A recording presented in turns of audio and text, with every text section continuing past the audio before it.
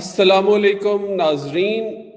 आज 13 अप्रैल हफ्ते का दिन है और शहरियार ख़ान और मैं आपको जियोपॉलिटिकल गपशप की एक और एपिसोड में खुशामदीद कहते हैं। नाजरीन, आज की हमारी बड़ी एक स्पेशल एपिसोड है क्योंकि हमारी पॉडकास्ट में पहली दफ़ा हमने एक एक्सपर्ट को, एक गेस्ट को मदऊ किया है और वो हैं पाकिस्तान के बड़े मुमताज़ और मायानाज जो बैनुल-अक़वामी अमूर और दिफाई अमूर उनके एक्सपर्ट हैं डॉक्टर कमर चीमा। डॉक्टर कमर चीमा स्नोपर इंस्टीट्यूट एक पाकिस्तान का उभरता हुआ थिंक टैंक है, उसके एग्जीक्यूटिव डायरेक्टर भी हैं। 14 साल से पाकिस्तान की मुख्तलिफ जामियात में ये पढ़ाते भी रहे और एक बहुत ही ज़बरदस्त यूट्यूब चैनल भी रन करते हैं काफ़ी सालों से, जिसमें बैनुल-अक़वामी जो दिफाई अमूर और इंटरनेशनल रिलेशंस पे काफ़ी लोगों को एजुकेट करते हैं। डॉक्टर कमर चीमा साहब, खुशामदीद, अस्सलाम वालेकुम। जी, थैंक यू इमरान खान साहब एंड शहरयार साहब and good luck to your podcast और looking forward for a very interactive conversation sir. जी इमरान, बहुत मैंने शुक्रिया। जब हमने ये डिस्कशन की थी ना कि हमें गेस्ट्स वगैरह भी इनवाइट करने हैं, फिर मैंने आपको कहा था कि सबसे पहले हमारे जो गेस्ट होंगे वो डॉक्टर कमर चीमा होंगे, क्योंकि इनका जो एनालिसिस होता है बिल्कुल इंसाइसिव टू द पॉइंट और काफ़ी प्रिडिक्टेबल जो है हालात, उनको काफ़ी ये एक्सपर्टीज के साथ प्रिडिक्ट करते हैं। देखें, यही तो वजह है कि अब कमर चीमा साहब पिछले आप इनकी एक हफ्ते की मीडिया अपीयरेंसेस उठा लें, बीबीसी वर्ल्ड सर्विस, अल जजीरा, स्काई, ये तो मैं हैरान हूँ कि हम जैसे छोटे मोटे पॉडकास्टर के साथ ये शामिल हो गए आज, शायद दोस्ती की वजह से। आप भाई हैं, आपको पता है शुरू से, मतलब since your time's at college university जब हम पढ़ते थे तो कायद-ए-आज़म यूनिवर्सिटी शहरयार साहब आपसे दोस्ती है पुरानी, तो मेरे लिए तो इज्जत की बात है कि आप लोगों के साथ बैठा हूँ। मतलब थैंक यू। बहुत शुक्रिया, बहुत शुक्रिया चीमा। तो शहरयार, आप स्टार्ट करना चाहते हैं या मैं चीमा साहब से एक जो है वो सवाल पूछूं? आप स्टार्ट करें, फिर हम आगे साथ चले, जबरदस्त। तो देखें, जो आज के मौजूदा हालात हैं उसी से हम स्टार्ट करते हैं। आपको पता है कि सारे इंटरनेशनल मीडिया में भी और पाकिस्तान में भी ये चहमगोइयाँ हो रही हैं कि जो second round of peace mediation है, सेकेंड और hopefully last round of peace mediation, वो होने वाला है इस्लामाबाद में अगले 2-3 दिनों में। उससे हम चीमा साहब क्या एक्सपेक्ट कर सकते हैं? आप इस पे ज़रा हमारे जो नाजरीन हैं उनको भी बताएं कि क्या ये सेकेंड और आखिरी जो है वो राउंड ऑफ पीस टॉक्स होगा और इसमें क्या ईरान और अमेरिका कोई पीस मुआहदा साइन करेंगे? बहुत शुक्रिया इमरान साहब। देखिए, पहली बात तो ये है कि मुझे लगता है कि कोई एमओयू साइन होने जा रहा है और वो MOU that will lead to एक 60 डेज के बाद कोई एक जो है वो शायद कोई एग्रीमेंट हो। लेकिन वॉल स्ट्रीट जर्नल ने कल कहा है कि परसों कहा है कि उन्होंने कहा है जी कि मंडे को इस्लामाबाद के अंदर मुज़ाकरात होंगे।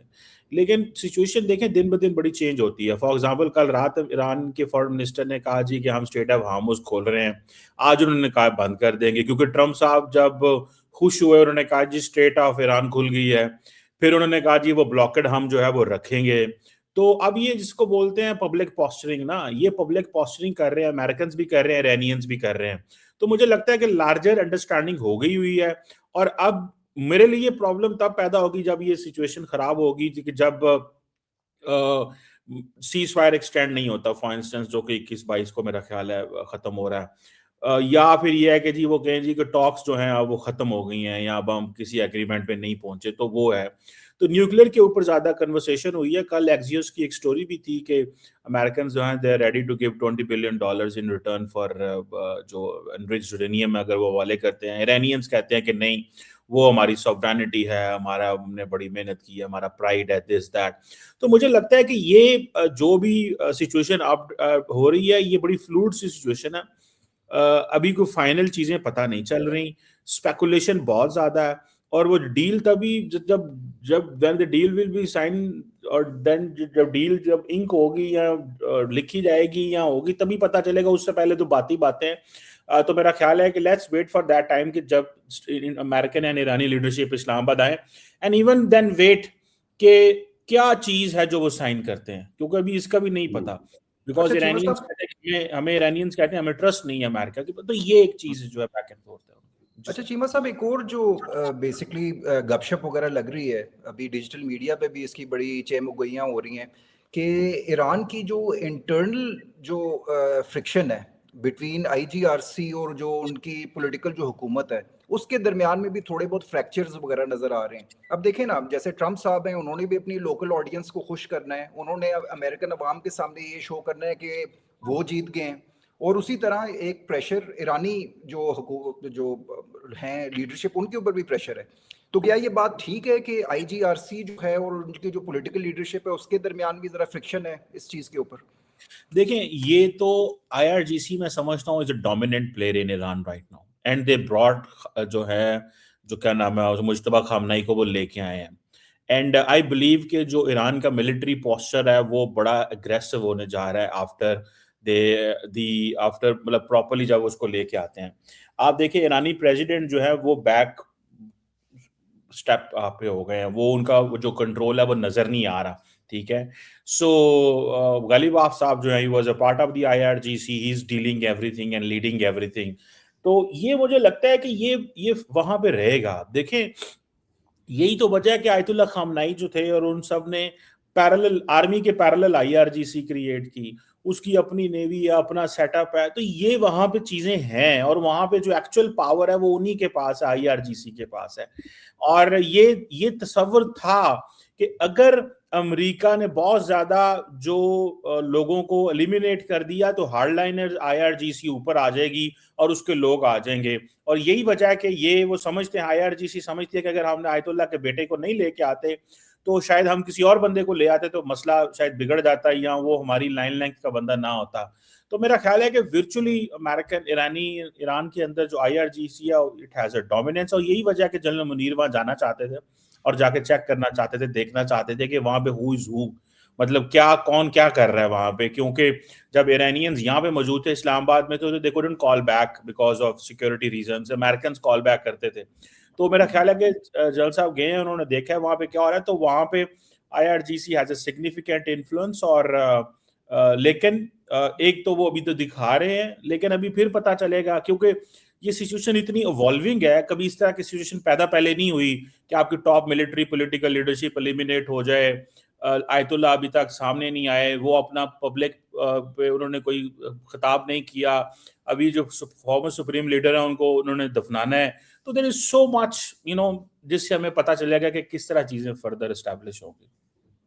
ठीक ये है। चीज है। जी जी चीमा साहब, मेरा एक सवाल है जो second round of peace negotiations है उससे मुतल्लिक, कि आपने भी जैसे अभी निशानदेही की कि आईआरजीसी का काफ़ी एक वहाँ पे ईरान के जो सियासी निज़ाम के अंदर भी उनके दिफाई निज़ाम है, उनका एक खासा गलबा है, वो they are the dominant force. तो वो कैसे इस बात पे ईरानियन नेगोशिएटर्स मान जाएंगे कि ईरान अपना जो न्यूक्लियर प्रोग्राम है उसको तर्क कर दे 20 साल के लिए? जैसे ट्रम्प साहब कहते हैं, वो उनने तो कहा कि 20 साल क्या, 20 साल के बाद भी ईरान कभी न्यूक्लियर प्रोग्राम अपना नहीं स्टार्ट कर सकेगा या यूरेनियम रिच नहीं कर सकेगा। दूसरा, अमेरिकी जो साइड है, आपको पता है, वो ये भी कह रही है अभी एटलीस्ट मीडिया के थ्रू कि जो इनरिच यूरेनियम है वो भी सरेंडर कर देगा ईरान। तो मुझे तो ये होता हुआ नजर नहीं आता, ये इसकी डोमेस्टिक पॉलिटिकल कॉस्ट बहुत ज्यादा नहीं होंगी जो ईरानियन करंट रजीम के लिए?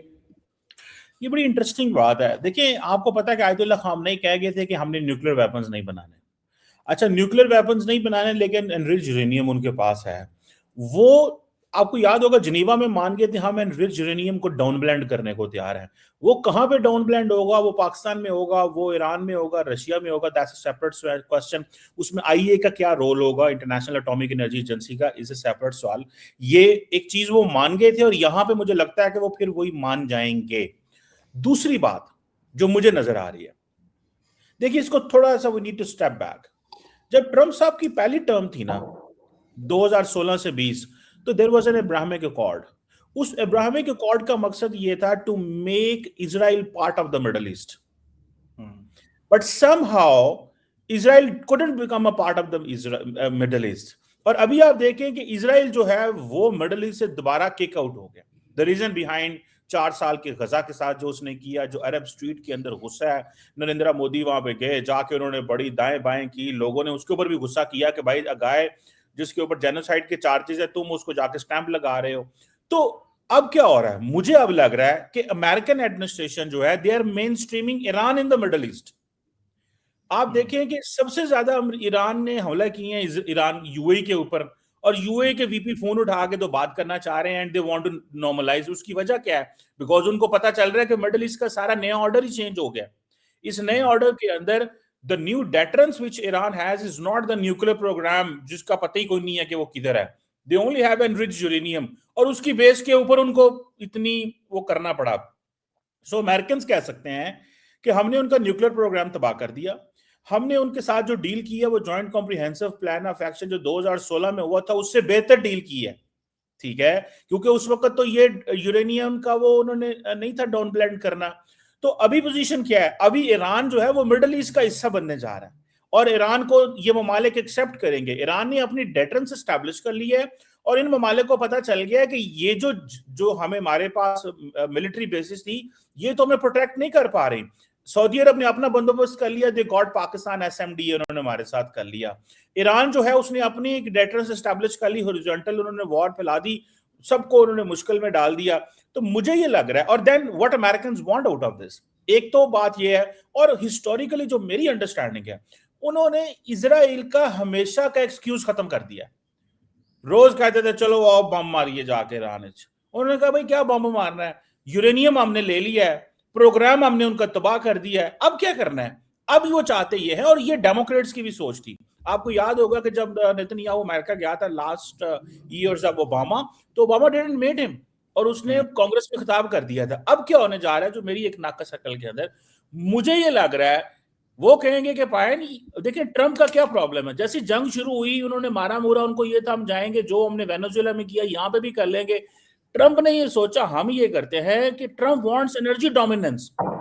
मेरी असेसमेंट में ट्रंप जो है वो ईरान के साथ कोई एनर्जी के ऊपर डील करेगा, और वो डील कैसी होगी, क्या होगी, उसमें यह है कि ईरान स्ट्रांग होगा अगर एनर्जी डील कर लेता है, ठीक है, कि ईरान से सस्ता तेल लो, इसके ऊपर सैंक्शंस एक लंबे अरसे तक रखो, जो फेज्ड रिलीफ जिसे बोलते हैं ना, वो एक फेज्ड रिलीफ मिलेगा, उसके बाद सैंक्शंस भी आहिस्ता आहिस्ता उनकी खत्म कर दो, ठीक है जी। और दूसरा ये है कि इससे तेल भी ले लो, इजराइल की भी बात खत्म होगी हमेशा के लिए। और ईरान को अब क्या पता है, ईरान का इसमें क्या, क्यों वो ये डील करेगा, जो मेरी असेसमेंट है। देखिए ईरान का सारा डिटेरेंस इंफ्रास्ट्रक्चर जो है वो खत्म हो चुका है। अब उनको पता है कि इजराइल ने या अमेरिका ने जब भी आना है ईरान के अंदर आना है, तो लिहाजा it's very necessary and important for them कि वो डील कर लें। अगर वो डील नहीं करते तो वो एक लॉजिक हमेशा उनके पास रहती है।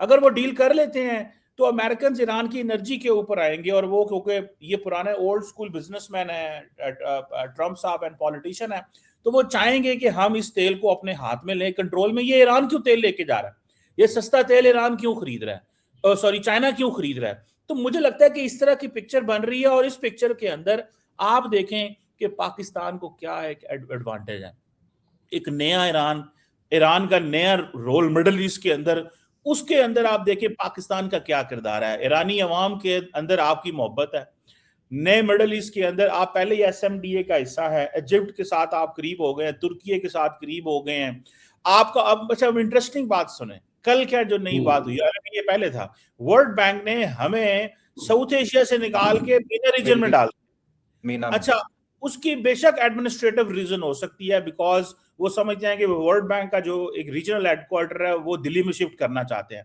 पाकिस्तान वुड नॉट लाइक कि हम दिल्ली से बैठ के जो है वो हमें वर्ल्ड बैंक डील करे, तो उन्होंने पाकिस्तान अफगानिस्तान को जो है वो मिडिल ईस्ट में डाल दिया है। हम वहां पे इस वक्त पॉलिटिकली कंफर्टेबल है, बेशक कल्चरली हम कनेक्टेड हैं साउथ एशिया एंड सब कॉन्टिनेंट एंड ऑल दैट। सो मुझे लगता है कि हमारी जो लॉन्ग टर्म अप्रोच है, क्योंकि अमेरिकन ने भी महसूस किया होगा कि यार ये इंडियंस हाथ नहीं आ रहे, बात नहीं सुनते पाकिस्तान के साथ नॉर्मलाइजेशन की, तो लिहाजा ठीक है इसको, ठीक है इंडियंस ने बना लिया बिम्स्टेक, उन्होंने बना लिया कोलंबो सिक्योरिटी कॉन्क्लेव, वो अपनी चीजों पे लग गए हैं, पाकिस्तान को मिडिल ईस्ट की तरफ शिफ्ट कर दो, और इसकी जरूरत हमें वहां पे है। मिडिल ईस्ट में उन्होंने ये क्वाड बनवा दिया है, Pakistan, Saudi Arabia, Egypt and Turkey, and remember ये चारों मुल्क अमेरिका के बहुत करीब है। Including us. तो ये मुझे लगता है कि जो एक फ्यूचर एक जो शेप बन रही है वो उस ईरान को भी सूट करती है, अमेरिका को भी सूट करती है इफ थिंग्स गो गुड, और बीच में अगर स्पॉयलर्स जो है वो नहीं पड़ जाते। अच्छा चीमा साहब, ये आपने स्पॉइलर की बड़ी अच्छी और मज़े की बात की। अभी जो की एक डिमांड आ रही है, एक तो न्यूक्लियर के ऊपर एक फ्रिक्शन है, और दूसरी जो फ्रिक्शन है जो इसराइल ने लेबनान के साथ की है। और आपको पता है कि पूरे मिडल ईस्ट में सिर्फ एक वाहिद ऐसी कंट्री है जिसने आज तक अपने बॉर्डर्स जो हैं उनको डिफाइन नहीं किया, और अब वो उन्होंने कोई 8 किलोमीटर अंदर लेबनान के अंदर भी कब्जा कर लिया।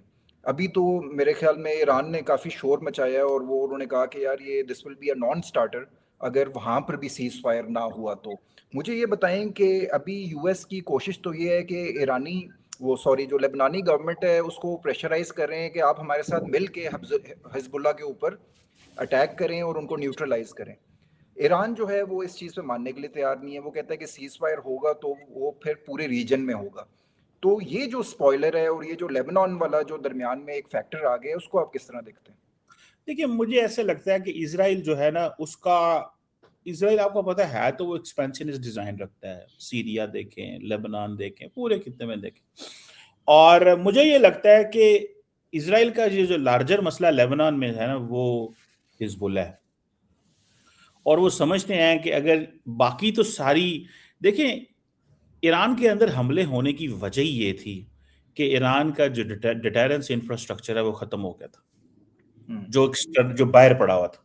सीरिया खो गया, हमास, हिजबुल्लाह सब खत्म हो गया, वो 30 उतने कमजोर हैं, वो आए नहीं। अब वो समझते हैं कि ठीक है यार इनको अंदर आना, अब अंदर आके इनको मारते हैं ईरानियों को।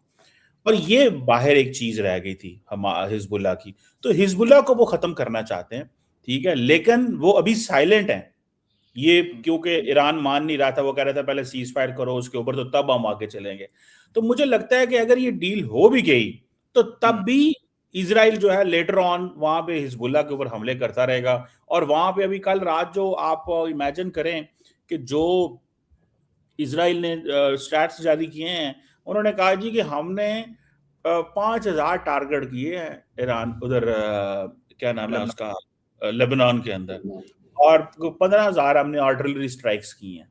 तो आप इमेजिन करें कि ईरान के अंदर जो है वो उन्होंने बड़ी तादाद में वो मेरे ख्याल को 10-11,000 स्ट्राइक की हैं। तो लेबनान के अंदर उन्होंने जो है वो इतनी आधी स्ट्राइक्स लेबनान में कर दी हैं। उसकी वजह क्या है? बिकॉज वो कहते हैं कि इतना पनिश करो ये नॉन स्टेट एक्टर वाले फ्रेमवर्क को कि ये उठ ही ना सके। और दूसरा ये नेतन्याहू को भी सूट करता है कि उसको एक नया फ्रंट मिल गया, मारते रहो, बिकॉज उसके अपने करप्शन केस और वो चीजें भी हैं। सो मुझे लगता है कि अगर ये जरा सी भी हिलजल हुई तो जो इजरायली हैं वो ये नॉन स्टेट एक्टर्स वाली गेम को तो नहीं छोड़ेंगे, क्योंकि जो उन्होंने हमास में किया है अब दुनिया में उनको कोई पूछ भी नहीं सकता और ना ही कोई इंटरेस्टेड है। और तो ये चीज सही है। चीमा साहब, मेरा आपसे एक सवाल है बिगर पिक्चर के बारे में। फर्ज किया कि ये जो सारी पीस सेटलमेंट है ईरान और अमेरिका के दरमियान हो जाती है, पाकिस्तान इसको सारे प्रोसेस को मंतकी अंजाम तक पहुंचा देता है, और ये जंग अभी के लिए ख़त्म हो जाती है, देन व्हाट? आपके ख्याल में अगले चंद साल के लिए पाकिस्तान के दिफाई और फॉरेन पॉलिसी के क्या अहदाफ होने चाहिए? पाकिस्तान इस मोमेंटम को, इस अपनी कामयाबी को कैसे मेंटेन रखेगा? क्या वो चीजें, कौन सी वो प्रोवर्बियल फाइल्स हैं कि जिस पे पाकिस्तान को अब फोकस करना चाहिए इस पीस सेटलमेंट के बाद, जो कि इंशाअल्लाह पाकिस्तान की लीडरशिप में तय पा जाएगी? देखिए इमरान साहब, असल में सवाल है हमारी कैपेसिटी का। हमारी कैपेसिटी क्या है? हम अमेरिका से क्या फायदे ले सकते हैं? हम दुनिया से क्या फायदे ले सकते हैं? अगर हमारी कैपेसिटी नहीं है ना तो जो मर्जी हमारे सामने टेबल पर रख दें हम उठा नहीं सकेंगे। मुझे प्रॉब्लम यहाँ पे है। चाइना आपके साथ इंगेज किया, हमने क्या उससे निकाल दिया? अमेरिकन 20 साल हमारे साथ थे, बड़ा कुछ आ रहा था, तो हमने उस वक्त क्या उनके साथ न इकोनॉमिक ट्रांजिशन तो नहीं की ना। उस वक्त भी हमें बहुत कुछ ऑफर करते हैं वो अमेरिकन, हमारे सीईओज यहाँ से उठा उठा के लेके जाएंगे, सारा कुछ करेंगे कारोबार, लेकिन हमारी वो कैपेसिटी के मसले हैं। तो मुझे लगता है कि हम अपनी कैपेसिटी के हाथों मारे जाएंगे। और अगर हम ये ट्रांजिशन ना कर सके, ये जो बोरोड ग्रोथ हम करते हैं ना कि जी आईएमएफ ने इतना पैसा पाता, एशियन ने पाता, फलाने ने पाता, ठीक है पैसे आ गए और वो ही बस थोड़ा बहुत चलते रहेंगे, ठीक है। अभी यूएई के साथ मामला थोड़े दाएं बाएं हुए तो सऊदीज ने आके पैसा डाल दिया, आपकी मैक्रो इकोनॉमिक स्टेबिलिटी हो गई। अगर ये हम बोरोड ग्रोथ और ये डिपेंडेंस खत्म कर जाएं तो मैं समझता हूं यही हमारी सबसे बड़ी डील है।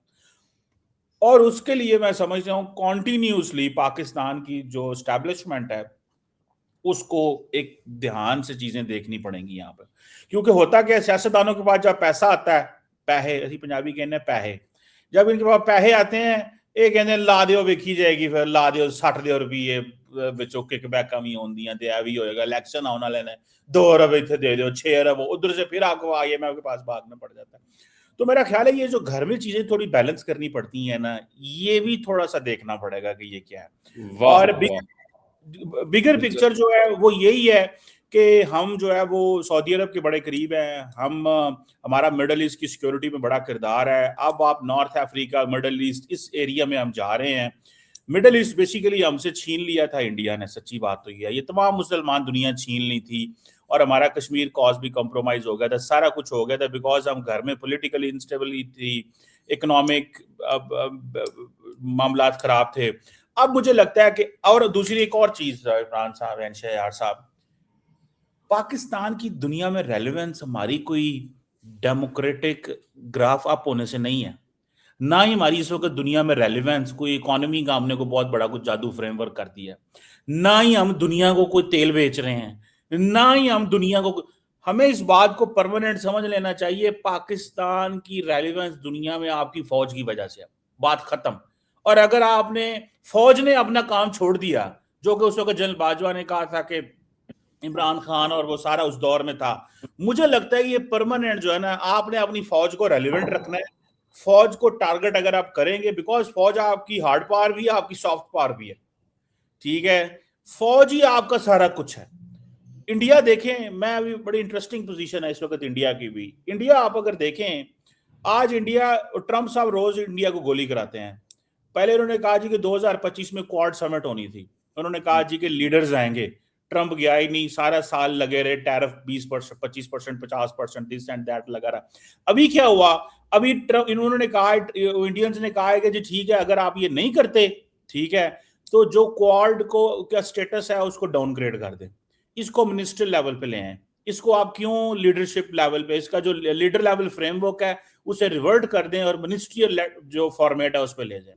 तो मुझे लगता है कि इंडिया को उस वक्त पिच किया गया था डेमोक्रेटिक क्रेडेंशियल्स के ऊपर, and market and consumption and all that, उन्होंने चौक थले साट दी हर चीज। उन्होंने कहा ठीक है मार्केट रहेगी पर पॉलिटिकली हमारे लिए रेलिवेंट नहीं है। हमारी रेलिवेंस बनी जंग के बाद, फौज की वजह से, मिलिट्री कैपेबिलिटी की वजह से, वो हमारी रेलिवेंस है, वो ही हम देखें और उसी के अंदर अपनी स्ट्रेंथ भी ढूंढें, उसी के अंदर इकोनॉमिक मेन स्ट्रीमिंग भी हो, उसी के अंदर रेलिवेंस हो। और जो पाकिस्तान की डेमोक्रेसी है, मेरे सेंस में ये प्रोसीजरल डेमोक्रेसी है, like every other developing nation, where you can not even expect के यहाँ पे लिबरलिज्म विच आए दी, इतने कोई लिबरलिज्म नहीं होनी। ये एक heavily dominated by religion, culture, हमारा अपना जो यहाँ पे एक लोकल माहौल है, उस इंडिया के अंदर हिंदू वो नेशनलिज्म आ जाती है, हमारे यहाँ मजहब है, कल्चर है, ये है। सो हमारी एक प्रोसीजरल सी डेमोक्रेसी है और इसको हमें ऐसे ही परसीव करना है। और दुनिया हमारी इज्जत हमारी डेमोक्रेसी के अच्छे क्रेडेंशियल्स होने की वजह से नहीं करती, वो आपकी स्ट्रेंथ की वजह से करती है, वो आपकी फौज की रेलिवेंस की वजह से की है। मेरा ख्याल है इसको भी देखना चाहिए। फ्यूचर, बड़ी पिक्चर जो आप कह रहे हैं, ये मैं उसके रेफरेंस, तो फ्यूचर आपका इसी के ऊपर है। उस वक्त हमें ये कहा जाता था कि यार इंडिया ने नहीं छेड़ना, इंडिया की बहुत ग्रोथ हो रही है, जो डेमोक्रेट के 12, 15, 18 साल थे अमेरिका के अंदर।